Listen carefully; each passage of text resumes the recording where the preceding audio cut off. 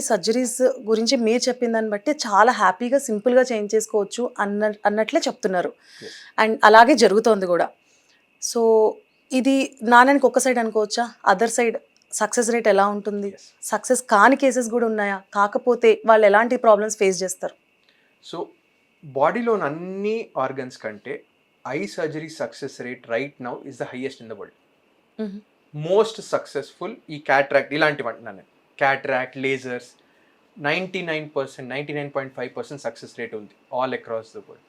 If done well, very rare that you will have problems. Mm.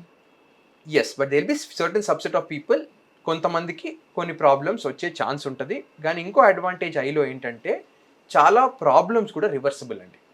Okay. అంటే దానికి కూడా treatment ఇచ్చి మనం రివర్స్ చేయొచ్చు. Mhm. చాలా రేర్గా ఈ మధ్యకాలంలో మీరు చూస్తారు దట్ ఏదో ప్రాబ్లం అయ్యి సర్జరీ వల్ల కన్ను పోవడం అనేది చాలా రేర్. సో అందరూ ఇదే గుర్తుపెట్టుకోవాలి, eye surgeries are extremely safe nowadays. వాళ్ళు సర్జరీ ఏదైనా ప్లాన్ చేస్తుంటే భయపడుతుంటే దాని గురించి భయపడకండి. సక్సెస్ రేట్ చాలా బాగుంది, చాలా స్మూత్గా, చాలా మంచిగా అయిపోతుంది.